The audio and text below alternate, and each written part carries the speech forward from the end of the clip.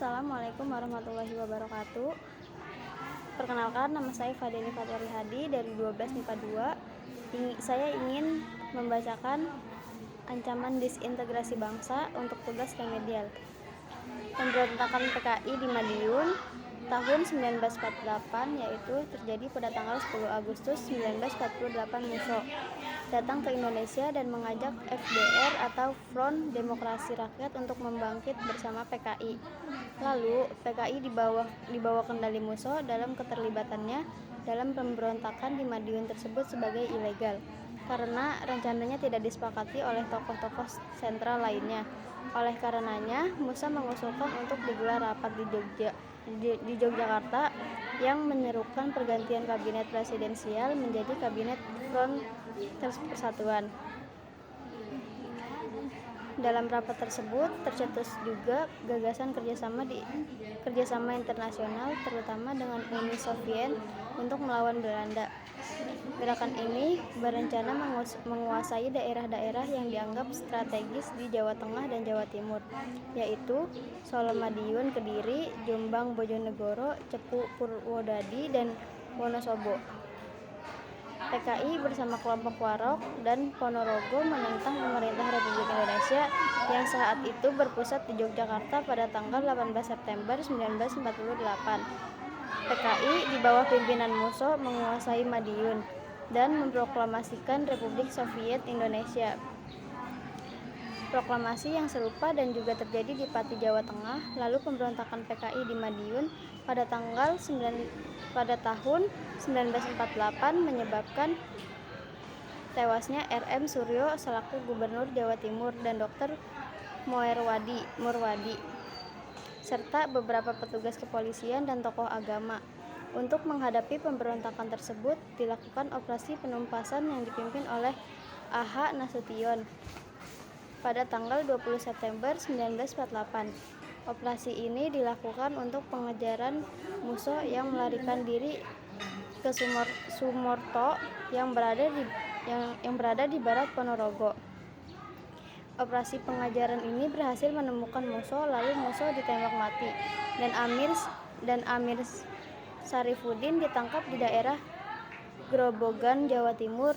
Lalu Amir Sarifuddin dijatuhin hukuman mati.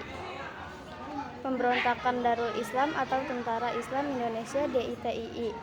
Peristiwa pemberontakan DITII dilatar belakangi oleh ketidakpuasan Kartosuwirjo terhadap kemerdekaan Indonesia yang dibayang-bayangi oleh kedatangan Belanda yang ingin merebut kekuasaannya kembali.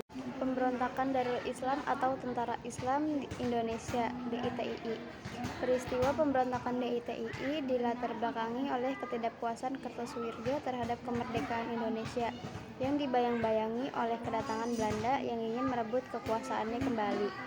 Dan pada tanggal 7 Januari 1948 diadakannya perundingan Renville antara pihak Indonesia dengan Belanda yang menimbulkan masalah baru. Ketidakpuasannya Kartosuwirjo akhirnya mencapai puncaknya akibat tidak tahu perkembangan yang terjadi. Karena itu, Kartosuwirjo memproklamasikan berdirinya NII atau Negara Islam Indonesia yang dikumandangkan di Cisayo, Tasikmalaya, Jawa Barat. Pada tanggal 7 Agustus 1949, lalu Kartosuwirjo telah memantapkan langkahnya untuk mengklaim seluruh wilayah Indonesia sebagai kekuasaan NII. NII tersusun dalam wakil imam yang diisi oleh Karman, lalu terdapat Menteri Dalam Negeri dan penerangannya yang posisinya dijabat oleh Sanusi, Kartawijaya dan Tata Arsyad. Lalu pada tanggal 4 Juni 1962, operasi Pagar Betis yang dilancarkan oleh militer Indonesia berhasil menangkap para anggota DITII beserta jajaran peningginya. Mereka ditangkap termasuk sang Imam Kartosuwirjo, yaitu karena berdasarkan keputusan Pengadilan Mahkamah Darurat Perang atau Mahatper pada tanggal 16 Agustus 1962 Kartosuwirjo dijatuhi hukuman mati karena telah memberontak terhadap pemerintah Indonesia. Lalu, pada tanggal 5 September 1962, Kartosuwirjo dibawa ke salah satu pulau di Kepulauan Seribu di dekat Teluk Jakarta. Ia dieksekusi setelah sehari sebelumnya dikabulkan pemerintah terakhir untuk bertemu keluarganya, yaitu pada pukul 5.50 waktu Indonesia Barat. Kartosuwirjo dihukum mati dan itulah akhir perlawanan DITII di Jawa Barat. Lalu selanjutnya ada gerakan DITII Daud Bereh. Gerakan ini bertujuan untuk menjadikan Republik Indonesia sebagai sebuah negara yang menerapkan dasar agama Islam sebagai dasar negara. Dalam proklamasinya tertulis bahwa hukum yang berlaku di negara Islam Indonesia adalah hukum Islam. Atau lebih jelasnya lagi, di dalam undang-undang tertulis bahwa negara berdasarkan Islam dan hukum tertinggi adalah Al-Quran dan Hadis. Setelah Sekar Maji ditangkap oleh Tentara Nasional Indonesia dan dieksekusi pada 1962, gerakan Darul Islam menjadi terpecah. Akan tetapi, meskipun dianggap sebagai gerakan ilegal oleh pemerintah, pemberontakan DITII ini juga menyebar ke banyak wilayah.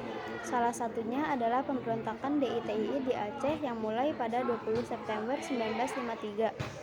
Pemberontakan ini tercatat sebagai yang terbesar dan terkuat yang dilakukan oleh pihak yang membawa nama DITII dan II di kelompok di bawah pimpinan Kartosuwirjo. Pada tanggal itu, pernyataan proklamasi berdirinya Negara Islam Indonesia dibacakan oleh Daud Bereh. Proklamasi itu menyatakan diri bahwa Aceh sebagai bagian dari Negara Islam Indonesia di bawah kepemimpinan Imam Besar NII Sekar Maji Marijan Kartosuwirjo.